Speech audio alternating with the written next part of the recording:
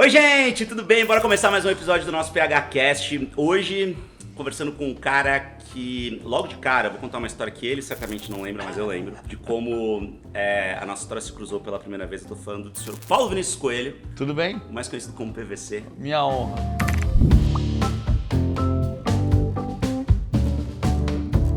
Cara, muito legal te ter aqui, de verdade. Honra é minha. Cara, o PVC, pra quem não sabe, gente, ele é um grande parceiro da Albu. A gente produz muito conteúdo aqui, né, PVC? Conteúdo pra stages, inclusive, lives e coisas. Vira e mexe, você tá sempre aqui com a gente nunca tinha tido a oportunidade de parar e trocar uma ideia, assim, mesmo longa. Vai ser a primeira vez agora, muito legal mesmo. Obrigado por ter topado. Eu que agradeço. E eu já vou começar com essa historinha, coisa curta. O ano era 2010, Copa do Mundo da África do Sul. Eu era um repórter ali com 20 e poucos anos, cobrindo a minha primeira Copa do Mundo. Eu era repórter do SBT na época. Era repórter da seleção brasileira naquele momento, sem nenhum direito de transmissão, de gravação, de nada. Então eu não podia entrar nas coletivas da FIFA, eu não podia fazer absolutamente nada. E aí eu ficava na frente do hotel, assim, quando a seleção estava hospedada. Eu lembro em Port Elizabeth. Aí eu olhei e falei, puta, mano, o PVC tá ali, velho, eu vou encher o saco desse cara. Aí eu ia lá, a gente gravava entrevista. Aí você muito gentilmente gravava comigo, e aí eu compunha as minhas reportagens, cara, o tempo inteiro com entrevista sua. A galera falava, porra, o PVC de novo. Eu falava, meu, mas ele é muito sangue bom, ele tá sempre aqui, ele sempre grava e ajuda pra caramba, entende pra caramba. Então assim, você não lembra, eu era muito moleque, não tinha barba, mas foi assim que a gente se conheceu. Você não tinha barba, então por isso que eu não lembro. Em 2010, cara, quase 15 anos atrás. Mas já. você sabe que tem uma coisa que é muito doida, porque assim, eu adoro uma história que acho que o Carlos Maranhão ajudou a entender quando eu entrei na Abril, e eu aprendi uma coisa que é: jornalista não chama jornalista de senhor. E nunca ninguém me explicou por quê, mas eu adorei essa frase e eu falo pra todo mundo. E eu acho que eu sei por quê. Porque hoje eu posso ser seu chefe e amanhã você é meu chefe. Uhum. Ou sua referência, ou sua coisa, enfim. Sim. Hoje eu posso estar por cima da carne seca, mas o mundo é uma roda gigante e o jornalismo é mais ainda. Então, hoje alguém está por cima e amanhã está por baixo, então o jornalista não chama jornalista de senhor. O jornalista chama jornalista de você, porque a gente é jornalista. E eu adoro a frase do Anselmo Góes que eu aprendi, o Menon no ano passado atribuiu essa frase a mim, a frase não é minha, a frase é do Anselmo. Que o Anselmo diz que quando ele chegava em viagem e chegava no hotel, ele pegava aquele papel para preencher e assinava nome, sobrenome, endereço, e quando chegava em profissão ele dizia jornalista. Eu adoro ele contando essa história. Tipo, com orgulho, assim. Com todas as letras, todas as sílabas. Com a gente tudo sabe porque a gente se orgulha de ser jornalista. E tem um lance muito engraçado, assim, que acho que é muito doido a gente já começar esse nosso papo assim, porque acho que já coloca muita coisa em perspectiva pra mim. Eu fico feliz e fico triste ao mesmo tempo quando você fala isso, e faz todo sentido, porque eu já passei por situações parecidas, então, tipo, em momentos que eu, sei lá, era estagiário e alguém foi lá e me destratou, porque quando eu era estagiário ainda tinha muito essa coisa de que, vamos zoar o estagiário, isso graças a Deus mudou.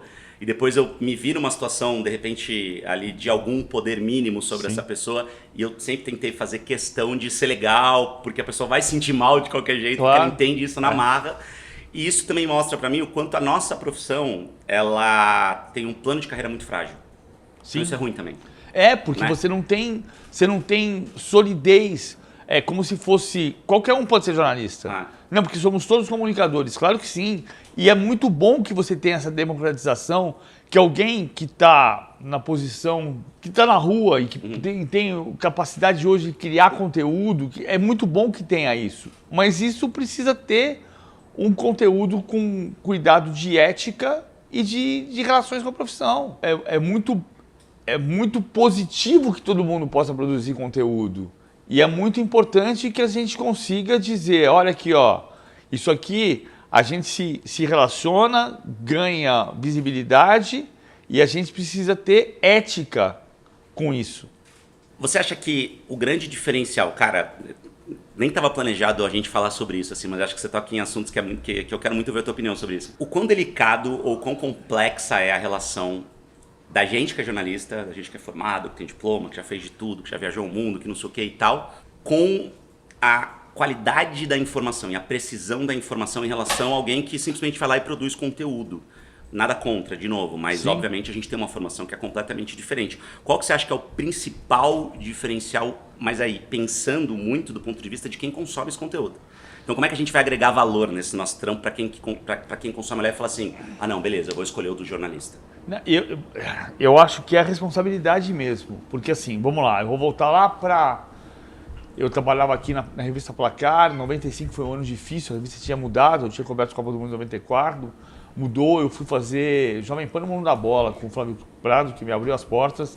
Foi quando eu comecei a falar no microfone e pelo que eu me lembro, você tinha 94, 84, 96, 12 anos.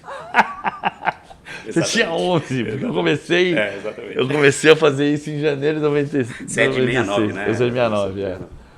E a gente é parecido, você é 27 de setembro, eu sou 30 de agosto. Caramba! E aí eu ouvi umas coisas que me deixavam um pouco... Gente que eu gosto, que eu respeito, que tem trajetória. Falar assim, o cara me trata mal, eu trato mal mesmo. Se ele for melhor em campo, eu digo que ele foi melhor em campo. Mas se ele jogar mais ou menos, eu destruo ele. Não pode. Não pode. Não pode. Porque você destrói você mesmo. A gente tem que ter cuidado. Eu gosto de dizer, a metáfora que eu uso sobre relação com fonte. Isso aqui não é uma aula de jornalismo e eu não sou professor de jornalismo. Eu só estou falando da maneira como eu gosto de pensar e trabalhar. Quando você começa a trabalhar, você está aqui distante e a fonte está aqui. Aí você se aproxima. Aí você chega no cara. Aí o cara acha que você é amigo dele. Tipo, por uma relação que eu agradeço, o Renato Gaúcho gosta de mim.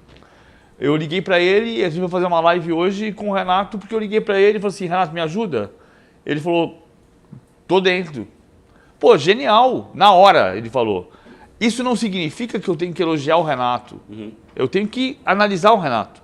Então, aí você passou, você estava aqui, o Renato não me conhecia. Aí você chega aqui, é relação com a fonte. Aí você passa daqui, o cara acha que você é seu amigo. Não. Você sabe que a relação baila assim. Você fica 3 meses sem falar com o cara, você toma café com o cara 2 vezes na semana e a relação faz assim, faz assado e o cara acha que você é amigo dele e você traz pra cá. Porque relação com fonte é fio da navalha. É fio da navalha. Então você sabe que o seu amigo é o seu leitor, é o seu telespectador, é o seu ouvinte, é o cara que está vendo o podcast. Vendo, ouvindo. É esse que é o seu amigo. E a gente tem responsabilidade com isso. É claro que todo mundo erra. As relações podem passar do limite e você vai trazer de volta. Médico erra remédio, corre o risco de matar doente.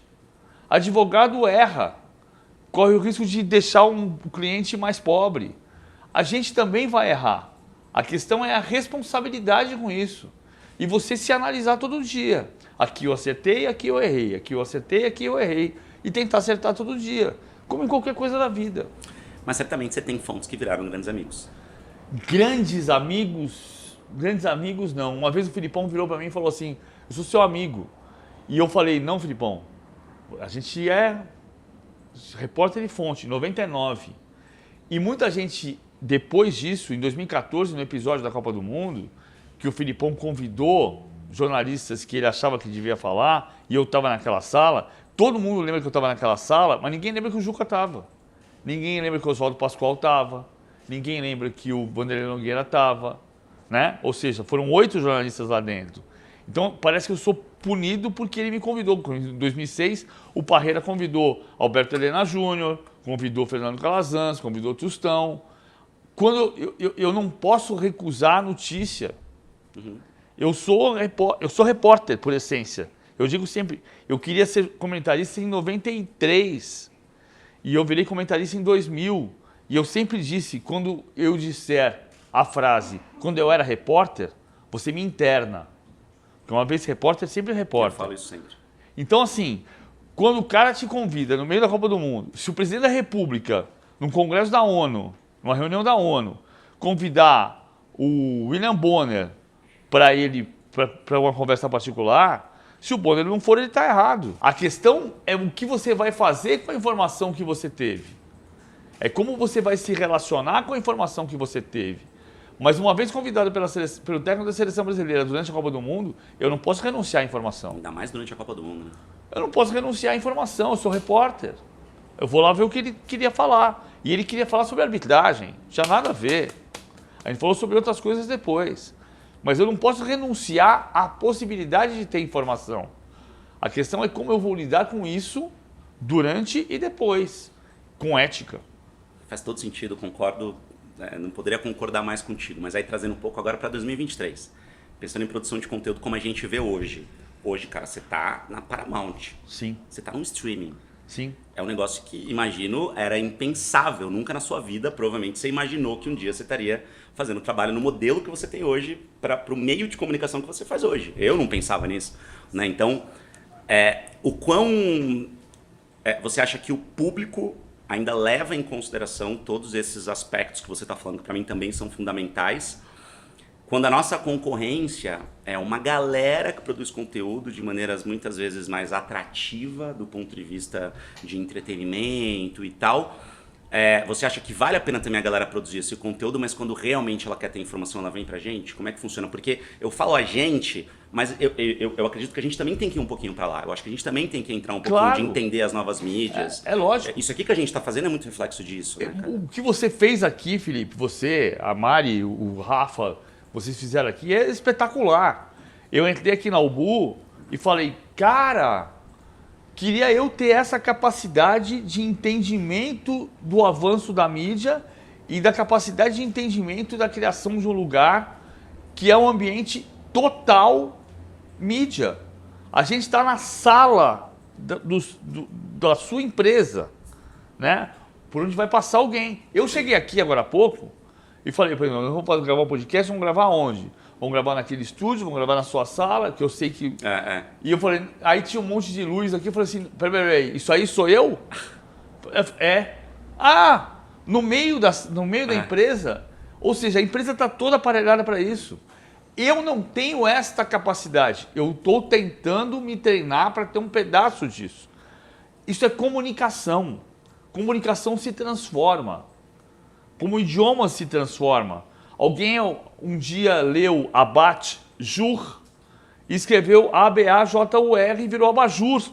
Senão a gente falaria luminária no Brasil até hoje. E está no dicionário, Abajur. Está no dicionário, Abajur, em português.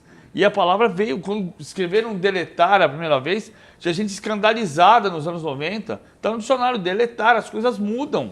Tem um exemplo, um parênteses muito rápido, assim, que eu sempre falo em palestra também, com os grandes críticos, que eu também tenho um texto que é muito, às vezes, falado, tem muita gente que critica, muita gente que não gosta, eu acho que faz parte do processo. E aí eu sempre dou o exemplo do você, que era a vossa mercê, que virou voz me que virou você e que provavelmente vai virar C. Exatamente. Porque todo mundo fala, você vai jogar bola? Você vai no cinema? Né? Então, essa é a prova. Né? Não, a gente fala no Rio de Janeiro e em Porto Alegre, você fala, tu vai fazer. Não, é um horror, porque... Em Santos, eu sou de Santos, a gente fala tu vai também. Tu burro, né? vais. Mas as pessoas transformaram o idioma. E a gente está transformando a comunicação. Então eu preciso... Outro dia eu li uma nota no Lance dizendo PVC faz aposta arriscada com stages. Não é uma aposta arriscada. Eu estou tentando aprender uma nova mídia. Eu tenho uma capacidade que o Paramount Plus me dá e o UOL me dá de eu ter uma segurança financeira para minha família que me permite trabalhar com o maior compromisso e com maior ética para essas empresas, e mais CBN, mais Folha de São Paulo, e falar assim, cara, eu preciso melhorar no digital. Eu posso morrer daqui a 5 anos. Só existe um jeito de não envelhecer. Eu prefiro envelhecer. Então, assim, se eu puder trabalhar até os 80 anos, eu vou trabalhar. Mas para eu trabalhar até os 80 anos, eu vou ter que ter me adaptado às coisas que mudam com uma rapidez gigante. Quando eu entrei aqui do lado da Editora Abril, e no 7º andar era banco, lanchonete e telex, a coisa que eu dizia isso mesmo. Se tivessem me congelado no final do século XIX e eu voltasse descongelado em 1991, a coisa que mais me surpreenderia de todas era o fax. Você coloca um papel aqui e sai lá, né? Está na Rússia. Era inacreditável o fax em 91. Cara, isso faz 30 anos. E você fala assim, o fax não existe. Eu sentava na mesa com o meu diretor, que era o Álvaro Almeida, brilhante jornalista, filho do Hamilton de Almeida, mais brilhante ainda, Hamiltinho, e ele falava, comprei o CD novo do Caetano, e eu não tinha CD em casa, em 91. E o CD desapareceu completamente. Eu vinha do Rio para São Paulo ouvindo no meu Spotify. Sim. Então, cara, eu preciso entender como funciona. E há uma dificuldade, mas ao mesmo tempo um orgulho, saber que eu fechava a revista em 1991, 92, 93, em que você fechava o último ato da composição, era 9 da noite. Então você escrevia na lauda, a lauda descia para a composição e subia. 9 da noite não tinha mais ninguém, 9h30 da noite não tinha mais ninguém na composição.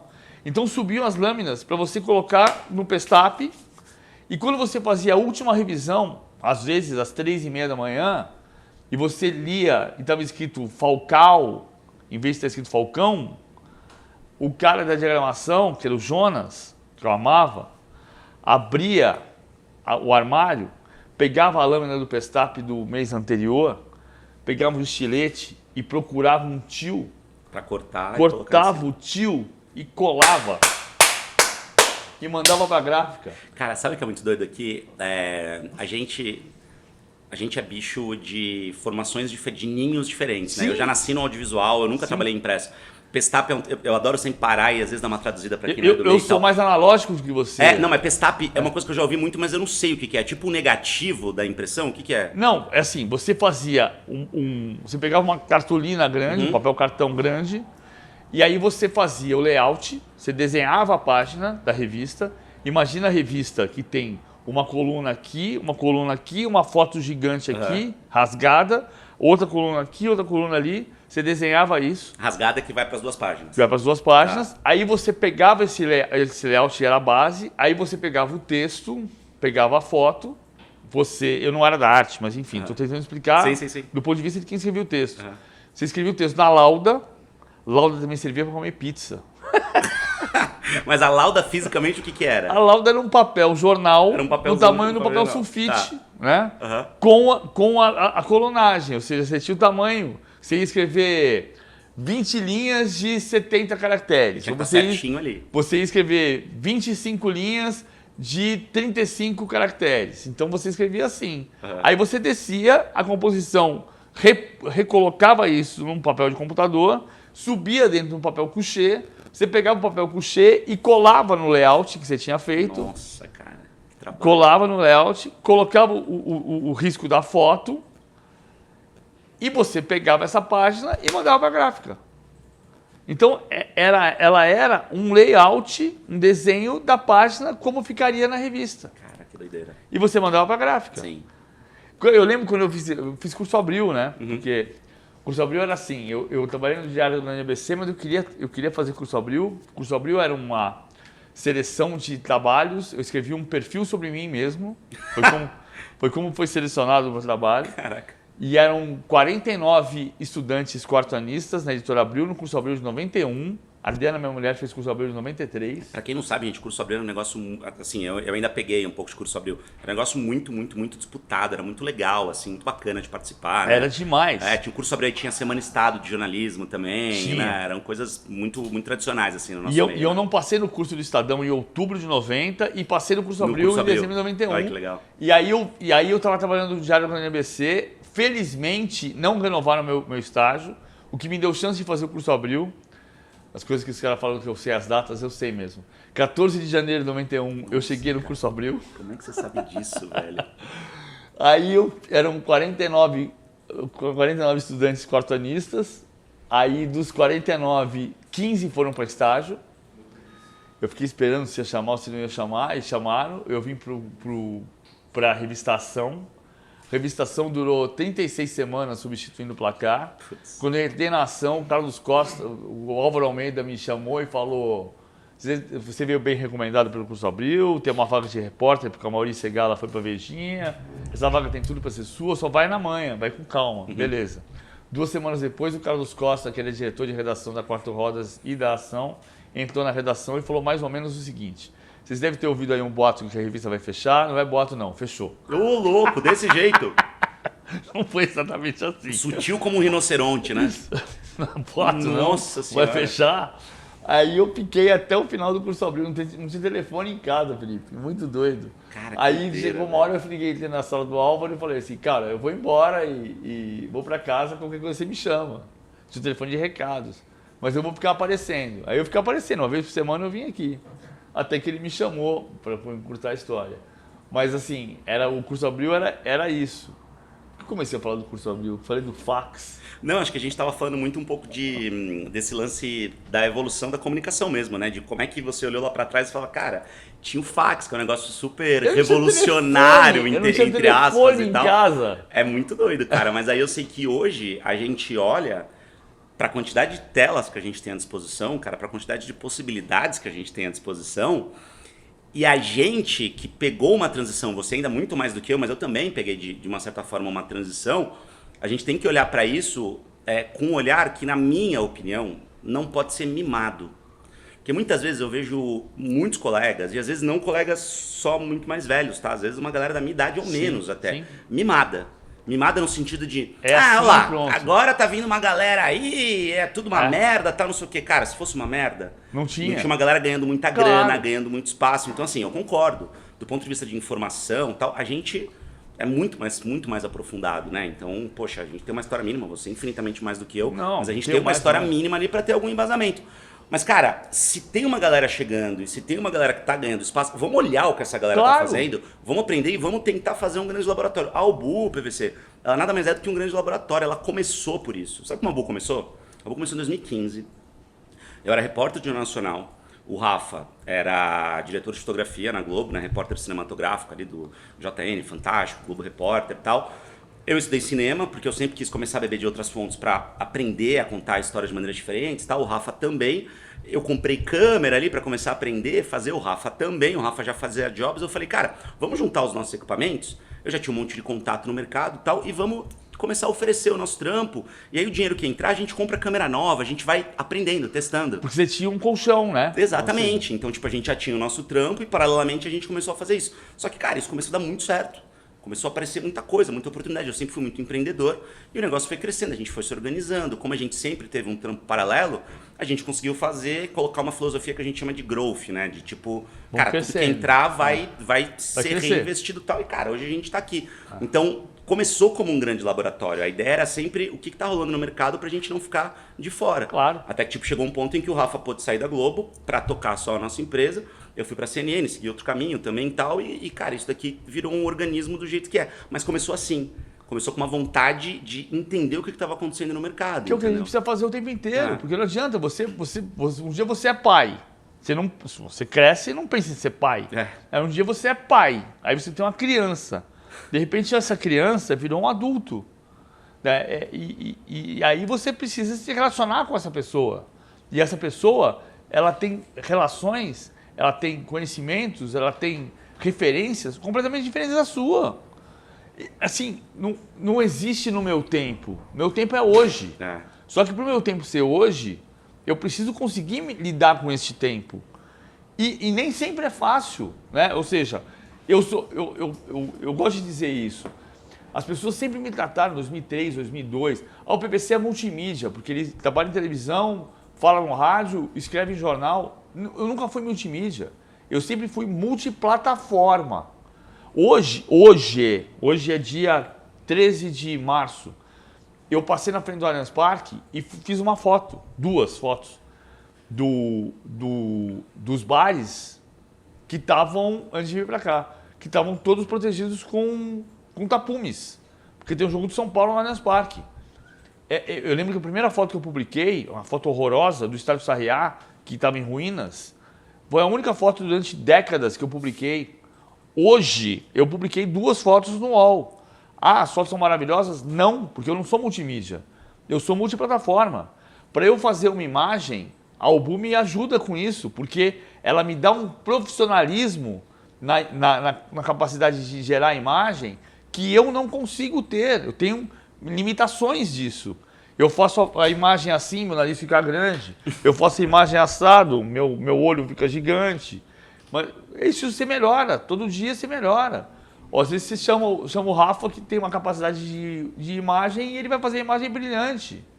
Mas, e aqui eu faço uma imagem brilhante, com 3 câmeras diferentes. Ou enquanto dá para fazer isso, sensacional. Agora, é entender qual é o seu limite, reconhecer o seu limite, tentar ultrapassá-lo, muitas vezes com a ajuda de outras pessoas ou de outras empresas, como a Albu me ajuda hoje. Mas a gente precisa saber onde a gente está e para onde quer ir, né? Mário de Andrade, não o Mário de Andrade de verdade, o Mário de Andrade que trabalhou na Editora Abril falava onde estamos, para onde vamos. A gente precisa saber para onde a gente vai, porque isso aqui a gente continua em transição. Eu sou analógico, eu sou um bicho analógico, o meu conhecimento eu construo com uma escada, é degrau em cima de degrau. Não é assim, que pode ser mais raso, mas é mais largo, né? O digital. Eu preciso continuar construindo esse conhecimento de algum jeito, senão eu vou morrer. Simples assim. Porque a comunicação, ela foi muito rápida, do fax ao podcast, ela foi gigantescamente rápida. O que aconteceu, né? E a gente sabe que ela vai ser mais rápida ainda. Então, a gente precisa estar olhando. Onde é que está o futuro da comunicação? Eu não sei. Eu sei que eu preciso olhar assim. Porque se eu olhar assim, é capaz de eu achar. Você toca num ponto que eu acho que é muito importante, que é esse ponto da clareza de que não dá pra gente fazer tudo. Ainda mais um cara que faz tanta coisa que nem você. Então, tipo, você falou, pô, se eu for me gravar, vai sair feio, não sei o que e tal. Mas acho que é uma evolução dessa jornada empreendedora que a gente tem. Porque no bastidor a gente estava conversando antes, você falou, não vou ter nada pra falar de empreendedorismo porque eu não sou empreendedor. Você só não sabe. A gente sempre é, né? A gente é um pouco de algumas coisas. Acaba sendo. Hoje você é uma empresa, cara. Não tem como dizer que você não é uma empresa. Pela quantidade de coisas que você presta, pelos contratos que você tem. Então você tem que ter um ritmo. Mas eu não gero um emprego, né? Você gera emprego. Eu não Cara, gero você emprego. gera. Porque se você está contratando a Albu para poder prestar o seu serviço, você está gerando emprego. Sim, você sim. está ajudando a financiar uma estrutura gigante, uma estrutura como essa, que vai lá e contrata pessoas. Então, nesse sentido, eu acho que com certeza você empreende pra caramba. E eu acho que essa clareza, que é uma clareza que a gente na jornada de empreender demora pra ter, eu demorei um pouco pra ter, e depois a gente percebe o quanto a gente perde com isso, de querer fazer tudo, querer abraçar o mundo. Então eu já fiz até vídeos no meu canal falando sobre a importância da gente reconhecer o tamanho do nosso braço. Porque quando a gente quer fazer tudo, a gente só vai conseguir fazer o que cabe no nosso braço. Claro. Né? Então quando a gente aprende que a gente tem que soltar coisas que são mais operacionais e pensar no criativo, né, e usar essa tua cabeça brilhante, pensar em outras coisas, fazer comentários e fazer realmente o que você se propõe a fazer, aí você fala, putz, então bacana, vale a pena, porque seria muito cômodo no teu lugar você ir lá e simplesmente falar, não, vou gravar aqui simplesinho, fazer um negocinho e vambora, entendeu? Então acho que essa é uma puta sacada que tem muita gente que quando começa a empreender não entende. Bom, assim, esse exemplo que você está dando é muito bom, você está me ensinando que eu também sou empreendedor de uma maneira diferente. Por exemplo, a Adriana e eu, prancheta, comunicação limitada, porque eu fui PJ de 2005, eu sou PJ de 2005 para frente, virei PJ na ESPN. A gente alugou, por iniciativa da Adriana Teixeira, jornalista, com quem eu tenho o privilégio de ser casado e me relacionar com ela há 27 anos, casado há 25. Ela falou, cara, não está cabendo mais coisa na nossa casa. E a gente alugou um storage para colocar documentos e a minha coleção de camisas de futebol. Quantas são? Eu acho que agora deve ter umas 750, 800, mais ou menos. Nossa senhora! Aí a gente alugou storage, a gente tinha 250. Aí eu fui pro Rio. Fiquei 6 anos e meio no Rio, mas morando em São Paulo e vivendo no Rio, ou morando no Rio e minha casa é em São Paulo. Aí, quando a gente voltou, você percebe que não tem mais espaço no guarda-roupa. O guarda-roupa é dela. E meus filhos que eu saí eram adolescentes, voltei, são adultos, então tem espaço menor. Então, ela sugeriu fazer uma coisa que é muito positiva, inclusive para fazer outras coisas, que é alugar uma sala que vai ser meu escritório, que não está pronto. Mas aí a gente fechou o storage e pegou as camisas e os documentos e levamos para lá. Né? Então, assim, também estou gerando alguma coisa, né? Em função, ou minhas camisas são empreendedoras. Elas ocupam o meu CNPJ, né? Mas, cara, você entende o quanto que meu, pelo amor de Deus, o objetivo aqui é muito mais te ouvir você dar aulas, assim, mas eu acho muito legal, tipo, entender um pouco dessa jornada de aceitação, entre aspas, de que você é um empreendedor, tá ligado? Sim, então, tipo, porra, você tem empresa aberta, você gera nota, a sua empresa ela é ativa, você tem hoje um escritório dessa sua empresa, então, cara... Entende? O que eu não gero são empregos diretos. Mas, né? mas assim, eu posso gerar. Acho que tá muito perto disso. Eu posso tá gerar. Muito perto disso. Que no fundo eu preciso ter um conhecimento, entendimento de que eu preciso botar um cara para trabalhar nesse escritório para gerar coisas. Exato, porque vai facilitar a tua vida. Exatamente. Né? Não, e vai facilitar a vida dele. Porque eu preciso ser um cara que dê para ele a condição de trabalho. Não adianta eu falar assim, põe aí e monta a minha mesa. Não, eu sou jornalista. Exato. Como monta a mesa que não está montada? Não. Ele vai trabalhar quando a mesa estiver montada. Quando eu der condição de trabalho para ele. Ou seja, se você estiver precisando de emprego, você manda o currículo ali no @do PVC, que daqui a pouco ele já vai contratar alguém para a empresa dele. É capaz. Não, mas é muito louco isso, cara. Porque tem gente que tem... Não sei, eu não sei se isso é muito coisa do brasileiro ou se é muito coisa da gente que é jornalista, porque a gente é ruim em empreender. A gente que é jornalista é muito ruim. A gente não aprendeu a aprender. A gente não aprendeu. Então, hoje eu sei que alguns cursos universitários de jornalismo têm disciplinas de empreendedorismo, mas é uma minoria ainda. Então, eu faço muita palestra, às vezes, em universidade. Eu já dei porrada em universidades, assim, com reitor e tal, todo mundo me olhando meio de lado, assim. Eu falo, cara, vocês estão lá de empreendedorismo? Não. Cobrem isso da direção. É justo, é isso mesmo. Vocês precisam ter, e cada vez mais. É isso mesmo. Coisas que eu falo em palestra, cara, a gente tem no Brasil 20 milhões de CNPJs em atividade. Desses 20 milhões, absolutamente todos precisam de conteúdo. Claro. E não tem ninguém que vai fazer conteúdo melhor do que a gente que é jornalista. Claro. A gente sabe que é importante. E esse é um pouco que você está tocando, que é muito importante, por quê? Porque a profissão de jornalista, em tese, está em crise, né?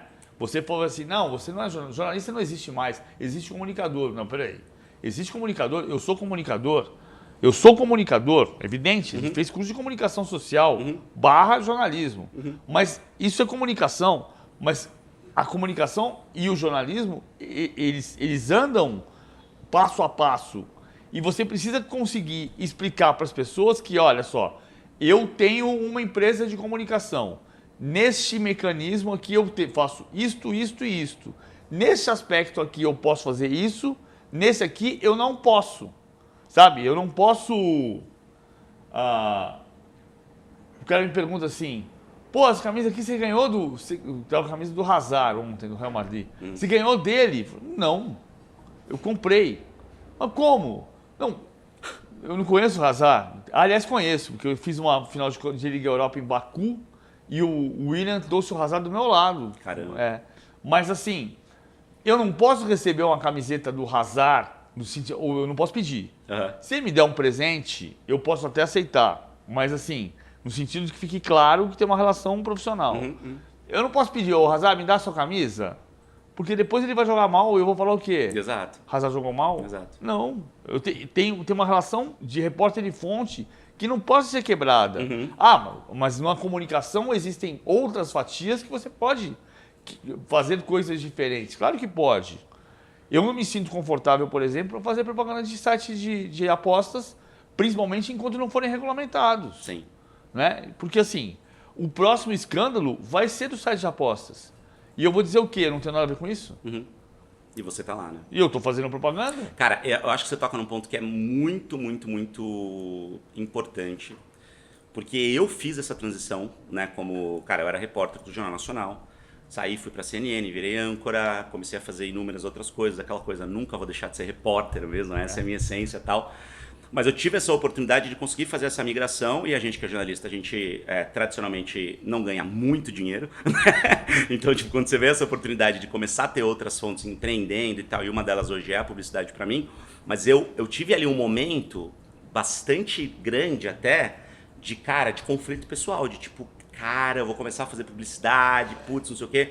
E eu meio que consegui resolver isso, de uma certa forma, pelo menos o meu conflito, pensando o seguinte, não vou fazer só por grana, não vou, porque começou a aparecer um monte de coisa, eu falei, eu vou fazer realmente para marcas, ou que eu uso, ou que eu goste, ou que eu teste produto e acho legal. Sim. Né? Então, eu sempre dou um exemplo da Volks. Assim, hoje eu sou embaixador nacional da Volks, porque, cara, eu tenho o carro da Volks, eu tenho 3 carros da Volks. No geral, eu tenho 8 carros, eu amo carro.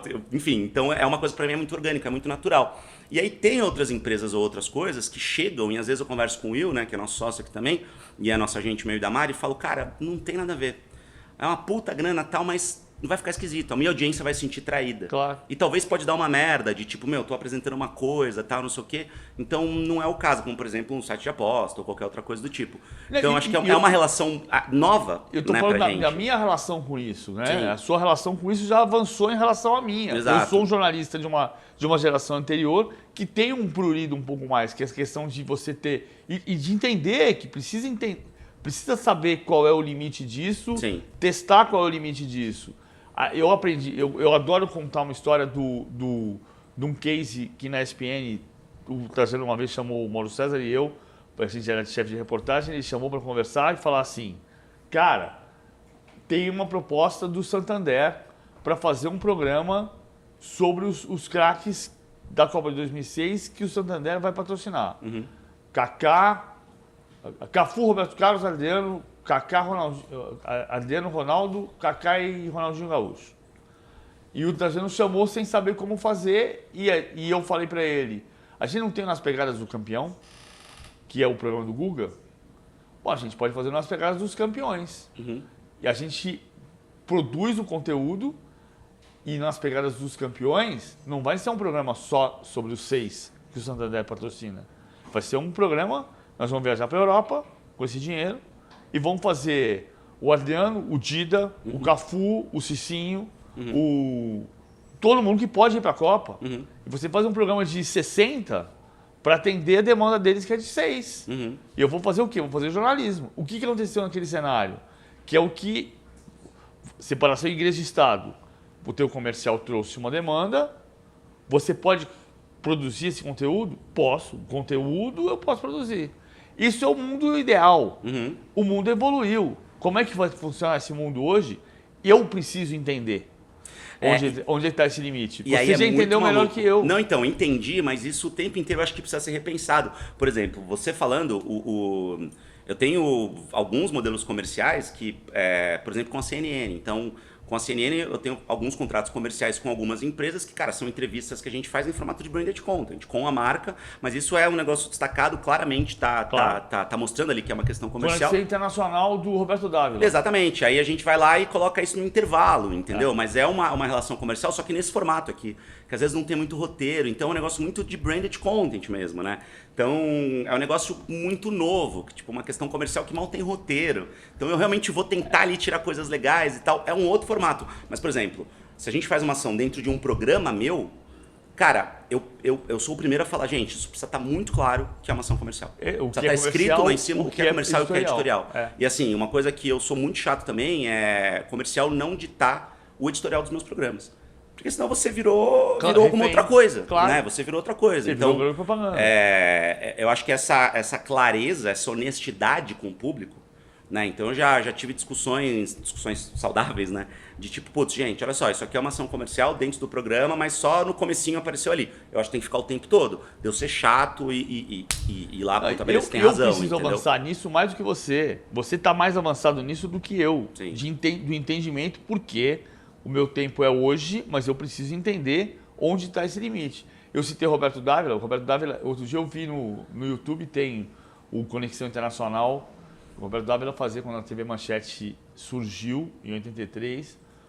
Tinha um programa chamado Programa de Domingo e tinha o programa Conexão Internacional que o Roberto Dávila fazia, que depois o Roberto Dávila virou separado disso. O Roberto Dávila foi deputado. Tem uma série de coisas, não estou falando nada como exemplo. Sim. Né? Estou falando de coisas que aconteceram na comunicação nesses últimos 53 anos, que é a idade que eu tenho. E você pensar, pô, o cara foi... O genial dessa história é assim... Eu revi o Conexão Internacional do Fidel Castro, que, pô, foi feito em 85, eu acho. Pô, eles conseguiram viajar para Cuba para fazer o Fidel. Aí eles mostraram o Serra Maestra. Foi sensacional a história toda. Tô falando lá do ponto de vista ideológico, tô falando do ponto de vista de jornalismo. Não sei. E, Pô, cara, sensacional. Sabe quem a era o cara? democratização, né, cara, do Brasil, assim, um momento muito maluco pra fazer isso, assim, Pois né? é. Doideira. Sabe quem era o produtor? Quem? Walter Moreira Salles. Ô, louco, Tava sério? escrito ali nos créditos, assim, eu nunca tinha noção disso. Que O Valtinho. doideira. Valtinho era o produtor, montou a história toda. Que O doideira. Valtinho, pelo que você conhece do Valtinho, o Valtinho montou toda a operação e falou: toma, Roberto, vai lá e faz. Que doideira, cara. Mas então, é muito louco, assim, quando a gente consegue aliar toda essa experiência, toda essa expertise, toda essa bagagem, só que de um jeito moderno. Porque, você concorda, PVC, assim, você deve ver isso o tempo todo, eu acho que você já é um cara muito fora da curva, só de você estar testando e fazendo tantas coisas novas, mas você concorda que às vezes você olha pro lado, você vê uma galera que é muito foda, que tem muito conhecimento, que é muito boa, que tem muita experiência, mas que só reclama do que tá acontecendo hoje? Que só reclama. Ah, mas putz, que tá chato. Ah, mas caramba, agora o menininho ali com a câmerazinha vai lá E é melhor que eu. toma o meu espaço e tal. Não, não é melhor, mas é melhor em quê? Empreendedorismo, Claro, certamente. exatamente. Né? Em, tipo, noção do que tá acontecendo na realidade, certamente. Obviamente não é informação. Então, assim, eu acho que se a gente que tem essa bagagem, de novo, vocês infinitamente mais que vieram antes, Não. se a gente pega isso, cara, se a gente consegue entender esse game, cara, acabou. Acabou. Tipo, não tem marcha ré, entendeu? Não tem marcha ré. Porque é um processo que só vai crescer, que só vai aumentar. Claro, cara. a gente precisa estar olhando o tempo inteiro o que está acontecendo. Senão não usava celular. Exato. Agora, é outra metáfora que eu gosto de dizer, né? Assim, eu sei que eu estou repetitivo, que eu já falei isso algumas vezes nesse ano, mas é você pensar, pô, se você for andar de marcha ré, você não usa um celular. Exato. Né? A primeira vez que eu peguei celular na minha mão foi nos Estados Unidos, na Copa de 94. E depois você passou a ter o celular. E eu, quando comecei a namorar a Adriana, que tem uma mensagem dela aqui, eu mandava bip para ela. Pager. A coisa mais moderna que existe nesse mundo é informação. Uhum. Toma, liga. Aí você vai fazer assim e vai aparecer a tela. Uhum. Aí eu vou dizer, agora usa. Aí você vai fazer assim e vai pedir a senha. Uhum. E se você não tiver informação, você não usa. Uhum. Então a coisa mais importante do mundo, mais do que a tecnologia do bendito do aparelho, é a informação. Uhum. Se você não tiver informação, você não usa. Cara, concordo total.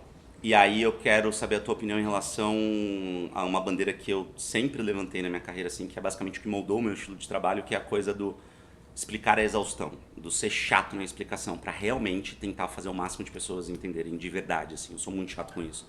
Então, tipo, usar a metáfora da metáfora, simplificar, simplificar, simplificar, e ser muito criticado por colegas até hoje, porque eu falava muito simples, né? Então, eu entendo comunicação como educação, Sim. basicamente. Porque eu acho que a gente vive num país onde as pessoas não sabem, grande parte das pessoas não sabe a diferença de um deputado e de um senador, porque ninguém nunca explicou direito. Exatamente. Né? E a gente fala de um jeito como pressupondo que essa pessoa já sabe, e a gente fala que o PL foi aprovado na CCJ do Senado e segue para o plenário. E aí você fala, meu Deus, entendeu? Então, A MP vai ser votada. mas toda vez a gente vai ter que reduzir, explicar, provavelmente. Claro. Né? Porque as pessoas precisam entender. É lógico.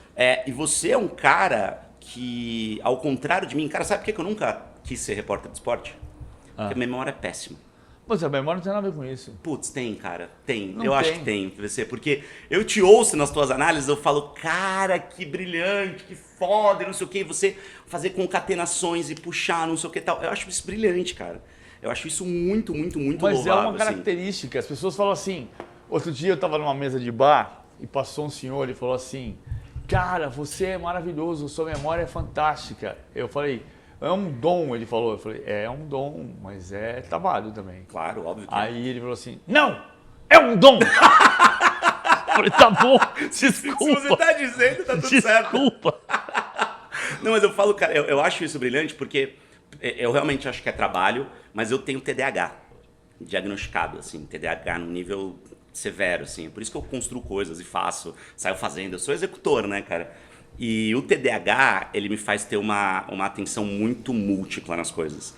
Então, dificilmente eu consigo focar e lembrar muito de coisas, momentos, datas, fatos. Cara, você lembra momentos? Não, porque quando eu tava na Abril, no dia 13 de janeiro, eu falo, meu Deus, eu juro que eu não lembro assim, coisas que aconteceram no mês passado, Eu é lembro verdade. que eu fiz aquele dia, a camisa que eu usei Nossa, naquele dia, é você tá muito maluco. doido. Assim, é doido, assim, como eu tenho uma memória recente horrível. Mas eu sempre tenho que ter noções de contextos muito mais amplas, assim. Então, cara, nesse cenário inteiro, a educação pra você entra onde? Porque quando você vai fazer uma dessas análises incríveis que você faz, que são geniais, quem é do meio do futebol entende pra caramba, mas qual é a porcentagem de preocupação que você tem em falar de um jeito também pra galera que não entende tanto e você educar essa Eu galera? tento fazer, eu tenho orgulho disso, porque assim...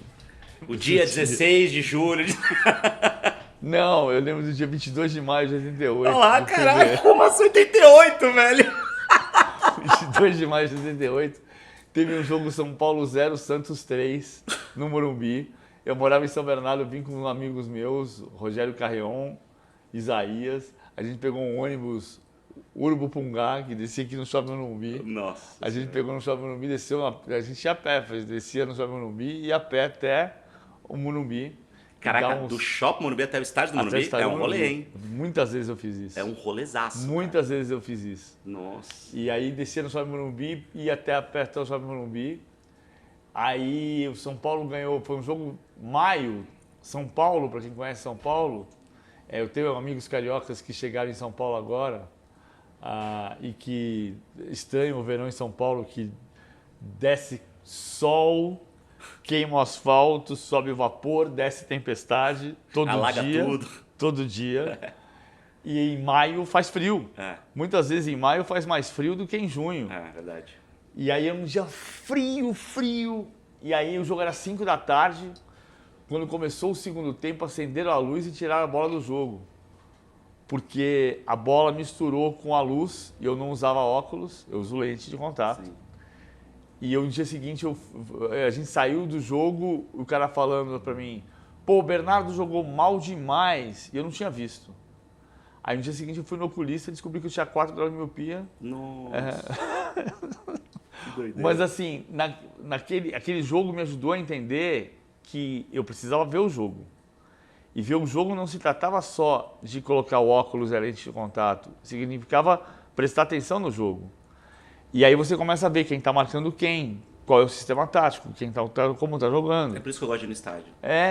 Te ajuda muito. É por isso que eu gosto de ir no estádio. E te ajuda muito. Mas dá para ver pela televisão? Dá para ver. Mas o fato é que eu comecei a perceber, eu queria muito ser jornalista esportivo quando eu tinha 14 anos. Quando eu tinha 18, eu percebi que eu não estava vendo o jogo. E a partir dali, eu tenho desde 2001 uma coluna sobre tática, né? Que nasceu a prancheta do PVC no lance, que era para ser o guardanapo do PVC, porque eu ia no bar e fazia assim, E aí comecei a fazer matérias assim, o Walter de Matos, que era o diretor do jornal, dono do jornal, queria ter uma coluna de tática, aproveitei, eu gostava muito disso, comecei a fazer. E semanas depois o Paulo César Vasconcelos virou para mim e falou assim, sua coluna está muito boa, porque ela não é teórica, ela te conta o que está acontecendo. Ela conta história. Ela conta uma história. Sim. E no meio da história tem o que está acontecendo no jogo. E essa coluna, ela tem 22 anos. Então é legal, né? É muito legal. Mas ao mesmo tempo você fala assim, a gente está bebendo muito da literatura do futebol português, porque a gente produz pouca literatura tática. Por isso que começaram a falar o externo, o extremo. Eu tinha futebol cards, que foi uma figurinha que vinha num chiclete desse tamanho, que fez a fortuna de muitos dentistas, inclusive os meus. Açúcar, pouca bobagem. E tinha o Ari Borges, que era um grande repórter, fazia a parte de trás, que tinha nome completo, posição. E, por exemplo, na posição, o Wilsinho, xodó da vovó, do Vasco, vinha escrito extrema direita. E o Afrânio Ryu, que depois foi técnico do Corinthians, que morreu no acidente de carro, vinha escrito ponta direita. Ou seja, ponta e extrema no português do Brasil eram sinônimos. E hoje a gente quer dizer externo e extremo porque é a nomenclatura de Portugal. Ah, mas o nome mudou. mas em inglês era winger e continua sendo winger. Left wing, right wing. Né? Left winger e right winger, ponta esquerda e ponta direita. Então eu não preciso mudar o nome do ponta para dizer para o cara que era ponta. Eu preciso explicar qual é a função do cara.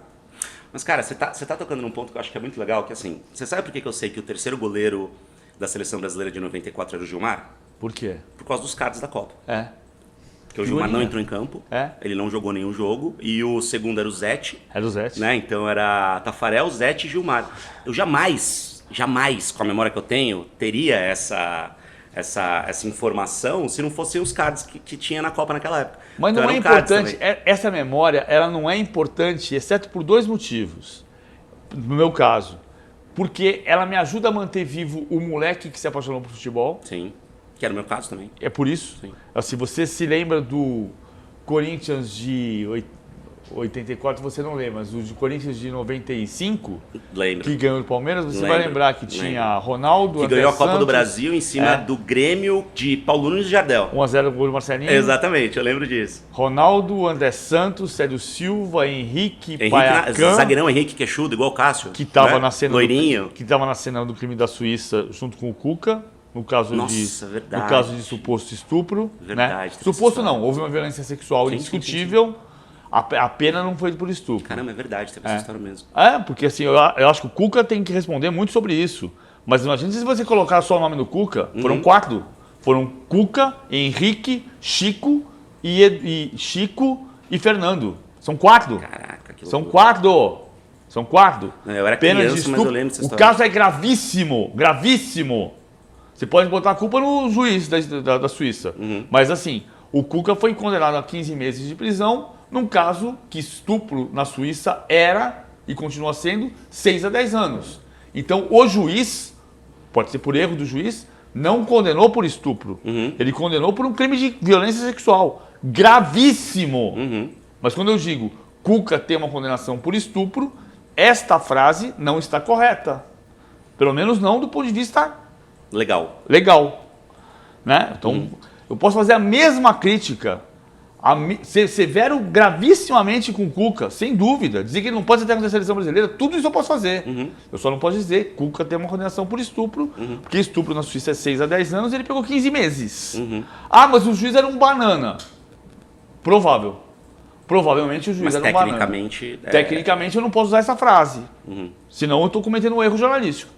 Isso é jornalismo, isso que diferencia a gente de outras pessoas que não têm a formação. Senão eu vou pro botequim. Sim, né? exato. Mas enfim, estou colocando só Ronaldo, André Santos, Célio Silva, Henrique e Silvinho, Bernardo e Zé Elias, Marcelinho e Souza, Viola e Marques. Era o time do Corinthians naquele dia. Cara, então, a gente tá falando de 1995. Mas essa memória... Cara, isso é muito louco pra mim, cara. Essa memória, ela só serve pra me manter vivo dentro de mim o moleque que me fez virar jornalista e para eu ter mais facilidade de não cometer erros quando eu vou falar ao vivo. Porque do ponto de vista do jornalista, isso não é jornalismo. O Google me dá isso. Se eu tiver escrevendo mas é legal saber de bate-pronto, É muito né? legal. É legal tirar uma onda com os colegas, né? Falar assim, eu lembro, não sei o quê. Não é por tirar onda. Eu acho que é mais por você olhar para você mesmo. Sabe por quê? Felipe, acontece assim, as pessoas falam o seguinte: antigamente a gente sabia o time de goleiro da ponta esquerda porque os times jogavam 10 anos seguidos. É mentira! É mentira! As coisas mudavam pra caramba. Raul, Leandro, Marinho, Moser e Júnior, Andrade Agilizico, Tita Nunes e Ligo jogaram juntos 4 vezes. Ô, louco. 4 vezes. Eu pesquisei, eu sou maluco pra pesquisar. Gilmar Lima, Mauro Dalmo, Zito Calvedo, Alvaro Galvão Coutinho pela IPEP jogaram juntos 10 vezes. Tá de brincadeira. 10 vezes. Não é possível. 10 vezes. Eu cresci ouvindo essa escalação. Jogaram juntos 10 vezes. Não é possível. O time de 62 do Santos era esse, mas não jogou a final, a final contra o Milan no ano seguinte assim, porque Pelé não jogou, por exemplo. Então, de 63, a final com o Milan era Gilmar Ismael, Mauro Dalmo, Zito e Lima, não, Zito e Mengalvio, Dorval, Lima, Gilmar Ismael, Mauro Dalmo, Zito e Lima, Dorval, Coutinho, Almir e Pepe e faltou colocar o Mengalvio nesse time. Faltou um aqui. Peraí. Mas o time da final Peraí, 63. escalação Santos. Santos 1, Milan 0. Final 63. Santos e Milan. Gilmar, Ismael, Mauro, Haroldo e Dalmo. Gilmar, Ismael, Mauro, Haroldo, Dalmo. Lima e Mengalvio. Dorval, Coutinho, Almir e Pepe. Cara, puta que pariu, velho. Com todo respeito, mas, mano, 1963, velho. Mas essa é informação. Faz 60 anos. Bom, em 22 de abril de 1500, quem chegou aqui? Cara, quem era o técnico? O técnico do Santos era o Lula. Era o Lula. Luiz Alonso Pérez. Fácil, né? Mas assim, entendeu que esse time não jogava junto 10 anos? Por que você sabia o time então, se você Cara, disse? porque eu cresci em Santos, apesar de ser corintiano, eu sou de Santos, eu cresci ouvindo a galera escalar esse time. Não, mas esse time existe. Esse time existe. Mas eles jogaram 10 só, anos. Pra mim, eles tinham jogado 10 anos juntos. Então, mas o erro é você dizer assim, eu sabia o time porque eles jogavam 10 anos juntos. É mentira. Não é verdade. Sabe por que você sabia? Porque você tinha 10 anos. Cara, você tinha 10 anos. Memória afetiva. Quando você tem 10 anos e você gosta de futebol, ou de cinema, ou de música, você sabe a formação dos Beatles, ou do Kiss, ou do Led Zeppelin, ou você sabe o time do Corinthians, ou você sabe o roteirista do filme tal, Sim. que ganhou o Oscar, porque você adora essa porcaria. Não, e aí falando de futebol, eu não sei coisas básicas. Aí você cresce, aí você precisa saber a data do pagamento da escola na mensalidade da sua filha.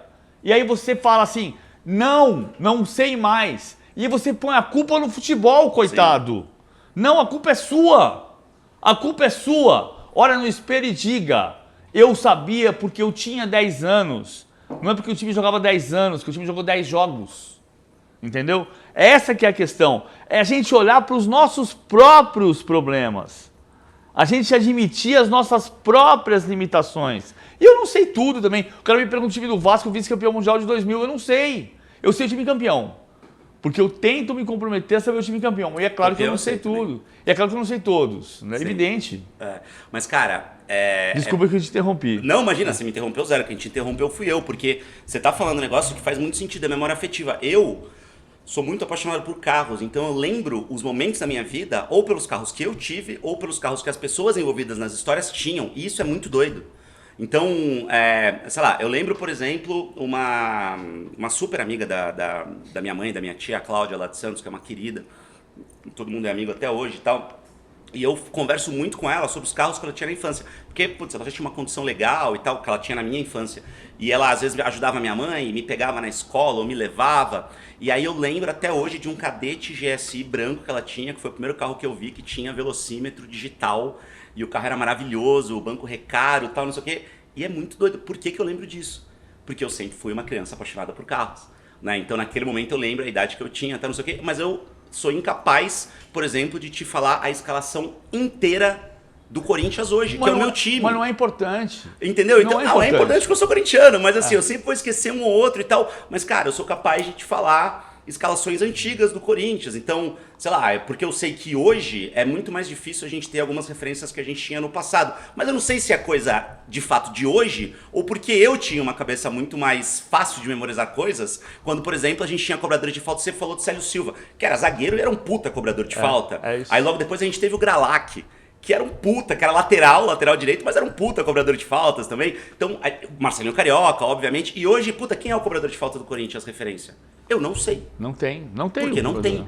Né? Então, eu acho que é um pouco de fato do que acontece hoje em dia, mas é muito dessa coisa de memória afetiva, né? De momentos que te marcam muito, né? Você marca e você passa a pensar em outra coisa. É normal que seja assim. A questão é que a gente é jornalista. Então, assim, eu preciso saber tudo? Não preciso saber tudo. Então, uma frase de um editor que eu tive, que é o Alfredo Gal, que dizia uma coisa que eu gosto muito de saber, que é o grande jornalista não é o cara que sabe, é o cara que sabe quem sabe. É muito bom, hoje eu estava escrevendo um texto sobre a Rua Palestra Itália, dia de São Paulo e Água Santa, que amanheceu toda cheia de tapumes, e eu falei, cara, não vai dar problema hoje, vai. Eu passei a mão no telefone e liguei para o Sara Saad, que é o delegado de futebol. Uhum. E, ele falou, não, fizemos uma reunião com o Dragões, com o Independente, com a Mancha Verde, não vai dar problema. Tá tudo certo. Mas o bom jornalista é o cara que sabe quem sabe. Não necessariamente sabe, mas é claro que ajuda. Né? O Hélio Gaspari Uma vez eu fui numa palestra dele e ele dizia que ele tinha um arquivo, papel, Físico. ele tinha ali Golbery do Couto e Silva, ele tinha uma pasta, puxava a pasta e lia tudo do Golbery. E é maravilhoso isso, porque ele tem informação. E você sabe que o grande empreendedor também é essa pessoa, né? Sim. Que também não necessariamente vai conseguir resolver todos os problemas da empresa, mas sabe quem vai resolver. Exatamente. Né? Vai passar a mão e vai conseguir ligar para o consultor, para alguém que vai resolver ali uma treta Ou específica. para o funcionário teu. Ou para o funcionário, né? É. Então, por exemplo, eu sou zero especialista em recursos humanos, mas sei lá, eu sou amigo da Sofia Esteves, da Companhia de Talentos, eu ligo para ela e falo, Sofia, me ajuda, pelo amor de Deus, e tal, e ela me dá uma consultoria e tal, não sei o quê. Então tem muito disso, assim, né? Do quanto, quando a gente fala em empreendedorismo, em jornalismo, em comunicação, os conceitos básicos de tudo isso, eles fazem a gente ser, acima de tudo, pessoas melhores, né? Profissionais melhores, independentemente de onde a gente estiver. Né? A gente vai ser tanto melhor como pessoa, quanto mais a gente entender o nosso limite e onde a gente errou. Uhum.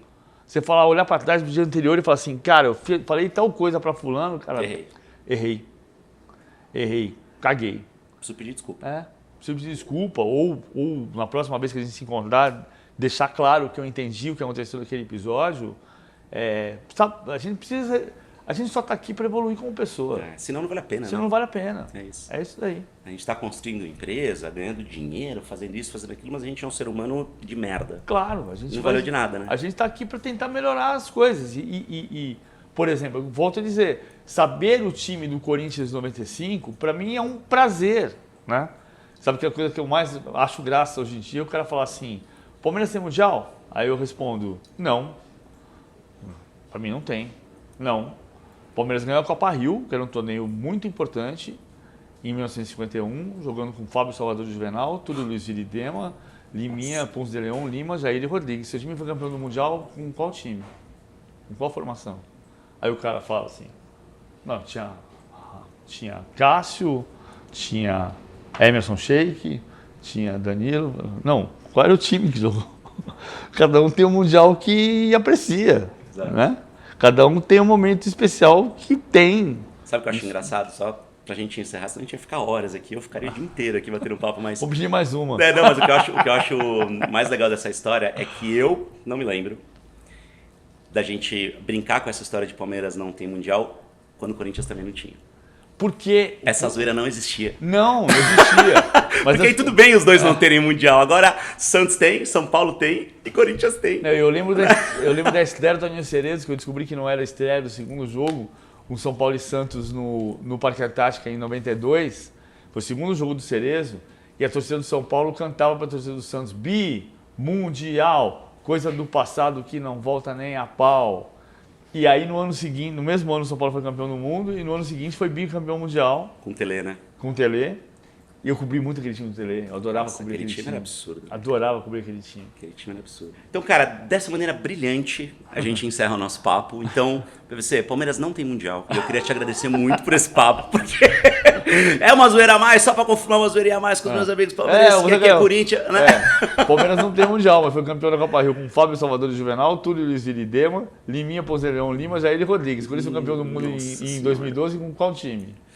Corinthians foi campeão do mundo com o time inteiro, eu não vou saber te falar, mas Cássio, eu vou saber te falar vários jogadores. Alessandro na lateral, Chicão, assim, Ralf mito, Paulinho, Jorge Henrique, obviamente Danilo, Emerson Sheik, né, Guerreiro. o fenômeno. Paulo Guerreiro já estava no time já também nessa época, Fez o gol, né? No caso, um cara meio importante aí naquele gol de cabeça, enfim. Mas foi um momento bem bacana. PVC, obrigado, meu irmão. Obrigado a casa você. é sua, você já é de casa, você sabe disso. Eu adorei isso aqui. Eu adoro daqui. Eu acho isso aqui sensacional, cara. Você que tá aí, ó, aqui, ó, ali, ó. Em todos os lugares. E não tá vendo o que é isso aqui. Cara, isso aqui é a comunicação do século XXI. Ai, que legal. Parabéns, Felipe. Isso é um Parabéns sonho, mesmo. assim, Parabéns para vocês todos que criaram esse projeto, que é maravilhoso. Que sensacional. legal, cara. Muito bom. Meu irmão, Tamo parabéns, junto. cara. Obrigado por tudo. Junto. Tamo Obrigado. junto. Parabéns pra você. E você comenta, compartilha esse conteúdo com quem curte o PVC, ou seja, provavelmente todas as pessoas que você conhece. Então, embora a gente vai se comunicando por aqui. Beijo e até o próximo papo. Valeu.